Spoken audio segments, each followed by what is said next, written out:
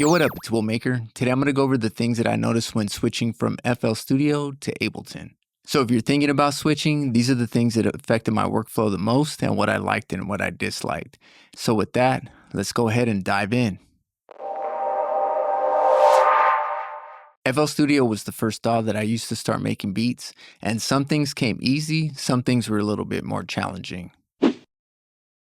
I'll start with plugins. I'll go over my top 3 plugins for each DAW.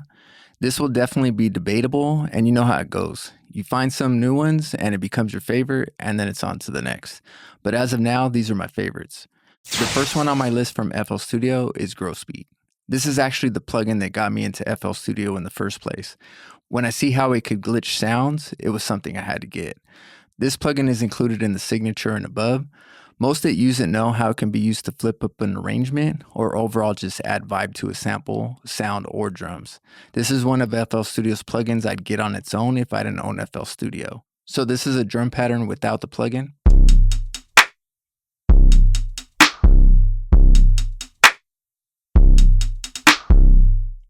And this is with the plugin.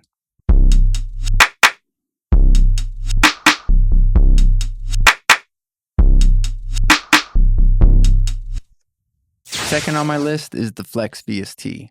I'll say scrolling through the sounds the first time, I knew that I'd actually use this VST on my beats. Overall, I'm not the biggest fan of FL's VSTs.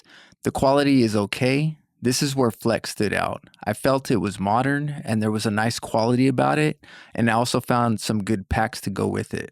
The third on my list for FL Studio is going to be the Fruity Parametric EQ. EQ is a tool that we use a lot in mixing and beat making, so to have a good stock EQ like this one, I'm not mad at it. It's a very solid EQ. I like the fact that you can solo frequencies and you can resize it. Both Flex and the Fruity Parametric EQ are both included in all versions. Moving on to Ableton, first on the list is the grain delay. I use this to help sound design or just add a little extra to the sound. I feel as a producer, one way to stand out is to have your own sound, and this helps me add some textures to do that. Next on the list for Ableton is the glue compressor. It's an SSL style compressor and it does what it says. I especially use this on groups and it has a nice sound to it. These are some drums without the glue compressor.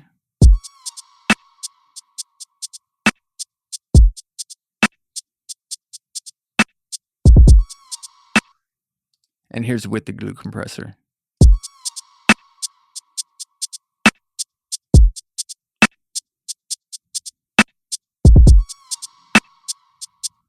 The glue compressor starts in the standard version. Number 3 for me on the list for Ableton is going to be the drum rack. I use this on pretty much all my beats. It's easy and conveniently organizes my drums. For me, this is a must-have. FL Studio offers a ton of great plugins. I do prefer the quality of Ableton's plugins a little bit more. Overall, they're both great choices. And for creating a vibe, next on the list is Midi capture. This is hands down what drew me into Ableton. It's one of my favorite features and I use it all the time. Ableton and FL Studio are actually both recording at all times. Ableton has the Midi capture feature and FL Studio has the dump score log. The biggest reason I like Ableton's Midi capture more than FL Studio's dump score log is that it captures the tempo for me. Both allow you to be free at all times, never have to worry about what you're playing and trying to remember everything because it's all recorded. I just prefer Ableton's Midi capture, it just fits my workflow better. Next on the list is one of the things that matter the most, and that's making beats. In this area, I can say I love FL's channel rack. But after that, I had to play around a lot more and learn it before I could actually catch a vibe the first time and make a beat in FL. I felt it was easier in Ableton to just make a beat for the first time. Another thing at first glance were these clip features. At first it was confusing, but once I realized how to use them, it's become a key part of my workflow. Basically, you can record different sections into these. So if you wanted to create, for instance, your verse right here, you wanted to create a bridge right here, if you wanted to create a hook right here, you can do that with these clips. It's really nice and convenient. Ableton also has a resampling feature that makes it easy to warp audio. It allows you to easily record things and chop them right up. You can also resample vocals and then use them for vocal chops. I feel I have to go through too much to resample in FL Studio. Next are send and returns. I feel it's easier to set these up in Ableton. I think the setup was less confusing as well. You have your send and returns labeled with these letters. For me, the connecting of wire thing at the bottom in FL was a little confusing for me. I feel Ableton's setup was much more efficient for my workflow. Next is going to be samplers. I think this one's based off of preference. I find both very useful. Both have good features. I feel like Ableton Sampler and Simpler are set up more like traditional samplers and are pretty straightforward and easy to use. FL Sampler is pretty easy to use also. It's also very powerful when you mix that with Edison. There's lots and lots of ways to manipulate your audio with Edison. FL Studio has its own style, and I do like both of them. Next is going to be recording vocals. This is an important step in the recording process, and you want to be able to just record when the moment hits. This was also easier for me to do in Ableton. I just felt it was more intuitive. I felt I had to figure out too much how to record in FL the first time. Now, obviously, once you know what you're doing in FL to record vocals, it definitely gets the job done. I just prefer the workflow in Ableton. One huge plus for both is they both offer vocal comping. So this allows you to take the best parts of every take. So it's a huge plus that they both offer that. Next on the list is going to be the piano roll. This is one of the things that drew me to FL.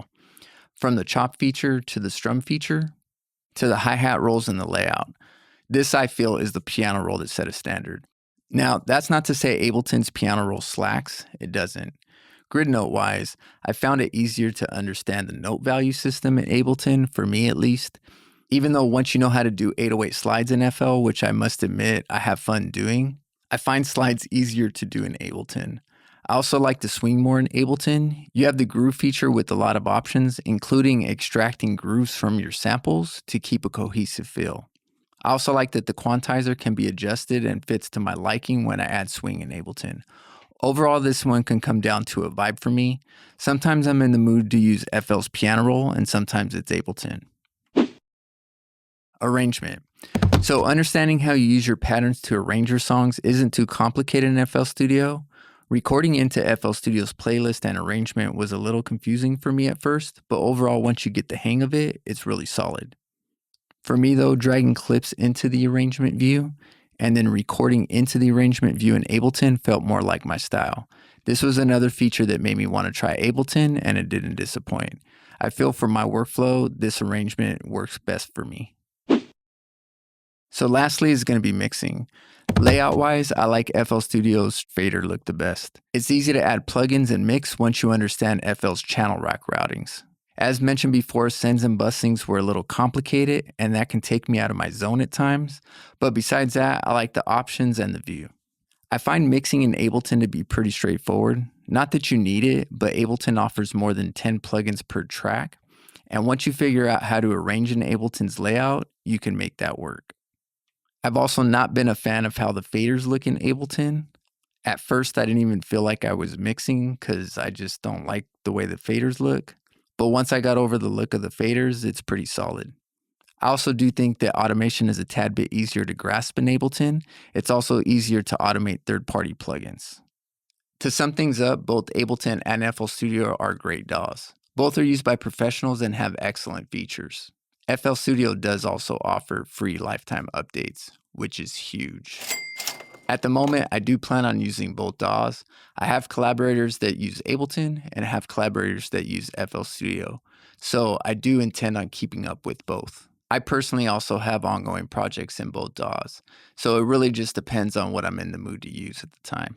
So hopefully these tips were helpful and help maybe answer any questions that you had in each of the DAWs. These were what I found to be the biggest issues in both of them. These were the things that I felt affected my workflow the most. So for those interested, I also have a walkthrough for Ableton, and I also got a walkthrough for FL Studio. So if you like content like this, please feel free to like and subscribe.